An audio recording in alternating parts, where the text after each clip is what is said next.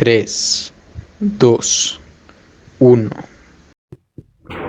Buen día para todos, sean bienvenidos a este nuevo capítulo del programa de Derecho Procesal.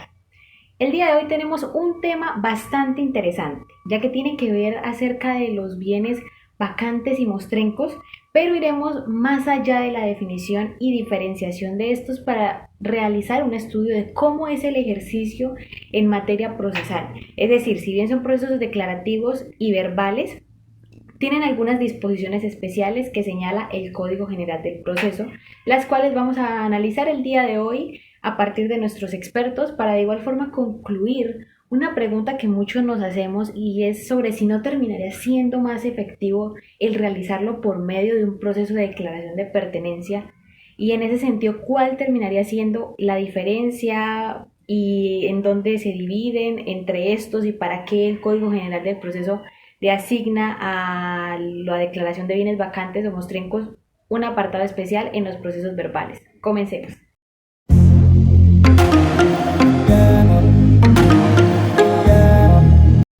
Comencemos hablando un poco de la definición de estos. Tenemos por un lado la resolución 682 del 2018 del ICBF, que en su artículo 3 nos dispone qué son los bienes vacantes y qué son los bienes mostrencos. Esos bienes vacantes que se encuentran en el territorio nacional, que han tenido una propiedad privada, pero que en este momento se desconoce su dueño. De igual forma, recaen sobre el ICBF, en el caso de ser vacantes urbanos, y en las entidades que la ley establece cuando sean vacantes rurales. Por otro lado, los bienes mostrencos son aquellos bienes que han sido abandonados de manera material y jurídica y sobre los cuales tampoco se conoce un dueño aparente. Esta definición también se encuentra en el artículo 706 del Código Civil y de igual forma podría entenderse como mostrencos, por ejemplo, bienes crediticios o títulos valores de naturaleza negocial según lo que la ley establezca. Acorde a lo mencionado anteriormente, es importante señalar que existen los bienes vacantes, pero también existen los bienes baldíos. Los bienes vacantes son aquellos bienes que tuvieron un propietario, pero que ahora no cuentan con un dueño aparente o conocido.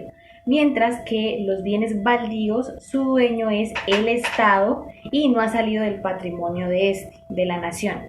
En ese sentido, a través del proceso judicial es que el Estado se apropia de los bienes vacantes y en los bienes baldíos pueden ser adjudicados a particulares para su explotación, con excepción de aquellos bienes baldíos que sean de reserva.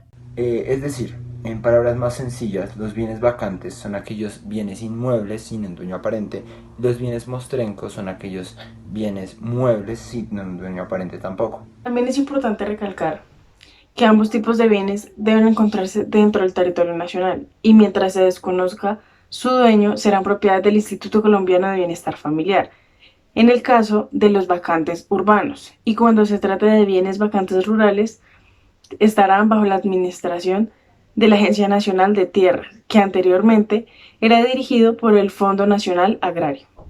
Muy cierto, Laura. Además, existe la posibilidad de que el dueño original de estos bienes vuelva a aparecer, evidentemente. Entonces, ¿qué pasaría en este caso? Se pueden dar dos situaciones.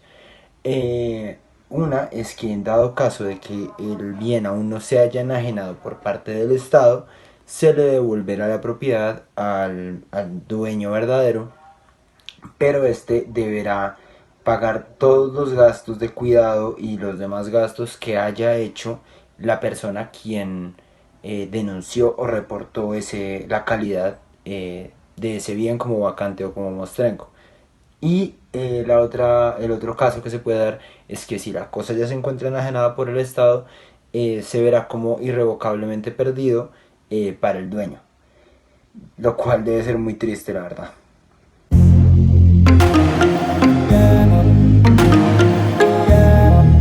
Ahora que ya tenemos claro qué son los bienes vacantes, los bienes mostrencos y hicimos la diferenciación con los bienes baldíos, establezcamos ahora la diferencia entre bienes vacantes y bienes mostrencos.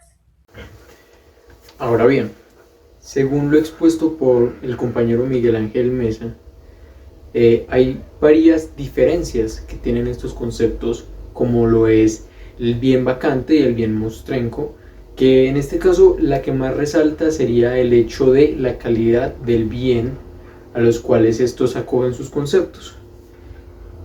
Desde este punto es válido afirmar que los bienes vacantes tienen calidad de bien inmueble y los bienes mostrencos tienen calidad de bienes muebles. Exacto, Jaime.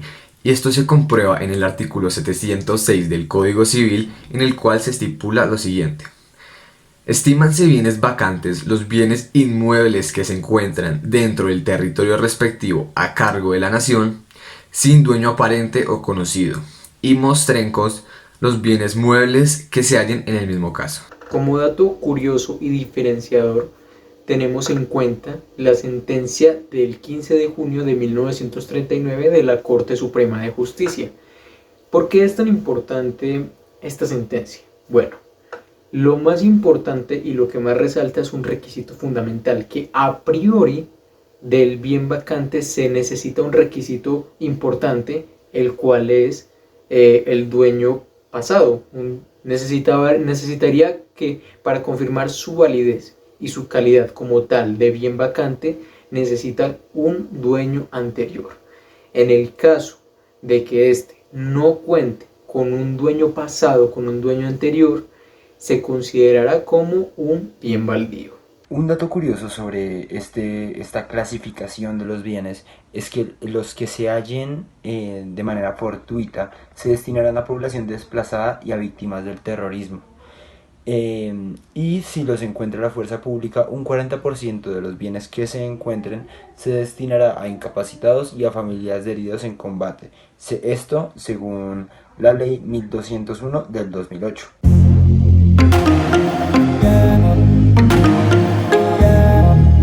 Ahora que ya se tienen claras las generalidades de lo que son los bienes vacantes y mostrencos, pasemos ahora en materia procesal, cómo es esa declaración de bienes vacantes y bienes mostrencos. Los procesos de declaración de bienes vacantes o mostrencos cuentan con particularidades o generalidades desde el momento en que se denuncian, dentro de las que se encuentran, primero, ser adjudicado al ICBF para fortalecer su patrimonio y cumplir con su función social. De acuerdo con la resolución 690 de 2004 y la ley séptima de 1979, en su artículo 21, numeral 19. De igual forma, cuando se presenten casos de bienes vacantes rurales, serán destinados al Fondo de Vivienda de Interés Social y a la Agencia Nacional de Tierras, hasta que se constituya un proceso de custodia ante el Banco de la República. Lo segundo es que la denuncia de estos bienes debe realizarse bajo gravedad de juramento ante el ICBF, teniendo la posibilidad de una respuesta positiva en la que deban cubrirse los gastos de aprehensión, conservación y demás que incidan en la demanda, y podrán recibir un pago con participación económica establecida en el artículo 107 del decreto 2388 de 1979 y del decreto 3421 de 1986. Lo tercero es que el juez competente para conocer de este proceso será el juez civil del circuito en primera instancia en donde se encuentre ubicado el bien. Ahora, desde lo particular, la declaración de estos bienes está en el Código General del Proceso, en el artículo 383, que dispone qué particularidades o cosas especiales deben tener estos procesos, que de igual forma deben continuar o seguir el artículo 82, 83 y del 368 al 373 del Código General del Proceso, porque siguen siendo procesos declarativos verbales. Este artículo 383 en su primer párrafo desarrolla quién está legitimado en la causa para instaurar esta acción. En ese sentido, el legitimado por activa será la entidad a la cual deban adjudicarse los bienes, y por pasiva serán aquellos que el certificado establezca como titulares de derechos reales. De igual forma, si se encuentran poseedores, debe vincularse al proceso, y si no hay, entonces será a partir de los indeterminados. Esto quiere decir que cuando el juez emita el auto admisorio, va a ordenar emplazar a las personas que puedan alegar algún vínculo o título o derecho sobre ese bien en particular, y debe hacerse siguiendo el artículo 108 del Código General del Proceso. el juez, con el auto admisorio, puede decretar de oficio la inscripción de la demanda o el secuestro del bien. Esta última es viable como medida cautelar siempre y cuando no existan personas titulares o que representen derechos reales sobre este bien y puedan ser demostrados. Si existe una persona que demuestre algún derecho real sobre ellos, se abstendrá del secuestro y se vinculará a la persona. También, luego del auto admisorio, se debe informar a la Superintendencia de Notariado y Registro, la Unidad Especial de Reparación de Víctimas y el Instituto Agustín Codazzi. Los numerales quinto, sexto, séptimo, octavo y noveno del artículo 375 del Código General del Proceso expresan que para reconocer que un bien salió legalmente, en especial un bien rural, respecto al patrimonio del Estado, necesitan de un certificado de la Oficina de Registro de Instrumentos Públicos que determine a las personas titulares de derechos reales. Igualmente, el demandante deberá instalar una valla visible en el predio que contenga todos los datos del proceso. Y en el caso que se presente que una de las partes sea indeterminada, el juez impondrá un curador ad idem y hará una inspección judicial en el predio objeto de la demanda para relacionar los hechos y acreditar las pruebas pertinentes. En el caso de existir el registro de una persona titular del derecho real o posesorio del bien objeto de la demanda, este podrá acudir a la Oficina de Instrumentos Públicos, solo en el caso de que el Estado no haya enajenado dicho bien antes. En caso de que el Estado ya haya enajenado ese bien, se entenderá como pérdida irrevocable para el propietario. Esto según el artículo 709 del Código Civil.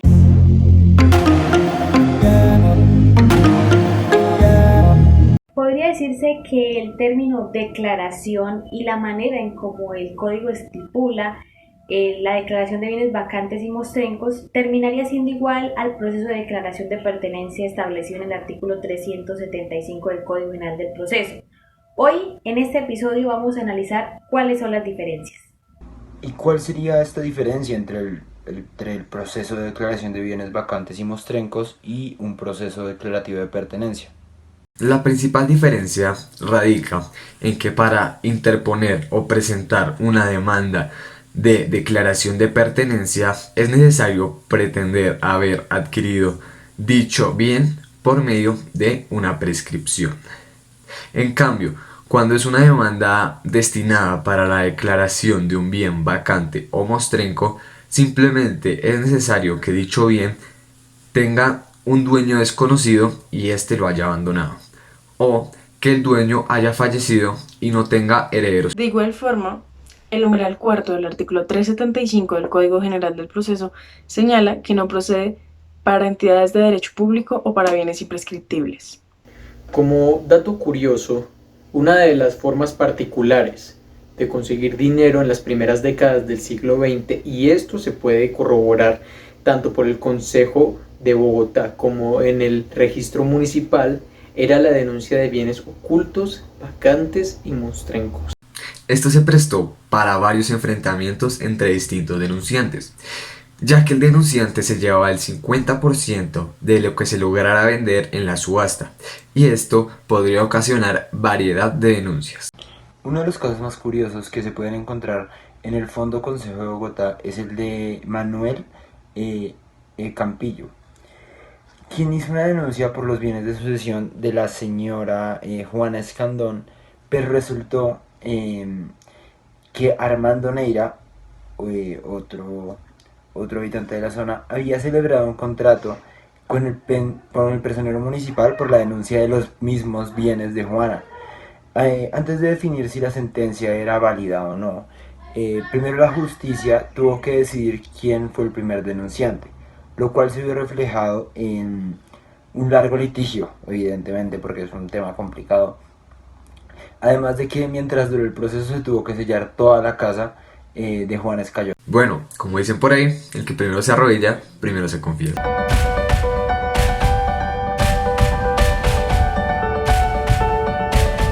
Y hemos llegado al final del capítulo del día de hoy, pero queremos hacer unas conclusiones de lo que se analizó a lo largo de este programa. De forma general podemos decir que los bienes vacantes son aquellos bienes inmuebles y que los bienes mostrencos son aquellos bienes muebles que en ambos casos no tienen dueño aparente. Estos se diferenciarán a partir de las características que los componen y se denuncian bajo gravedad de juramento. La competencia para saber qué juez puede conocer de estos procesos va a ser por un fuero real del lugar donde se encuentran los bienes.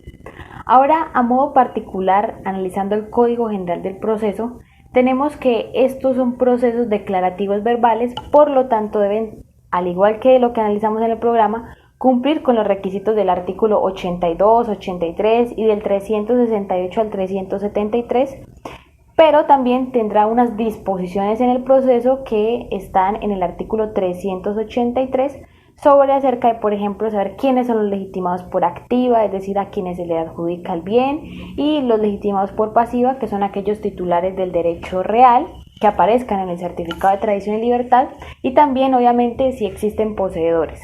De igual forma, establece la manera de emplazar a los indeterminados y al final retoma algunos numerales del artículo 375 que habla de la declaración de pertenencia, en donde es importante diferenciar que si bien en este proceso se toman algunos numerales alusivos a lo que tiene que ver con el registro y manejo del bien respecto a terceros, en ambos procesos, por ejemplo, son distintos los legitimados para actuar. En este caso, la declaración de pertenencia no aplica para bienes de derecho público y se adquiere el dominio a partir de la prescripción adquisitiva, mientras que en los bienes vacantes y mostrencos la forma en que opera el proceso va a ser diferente, lo cual quiere decir que llevar estos procesos no puede hacerse de forma literal a como establece el artículo 375.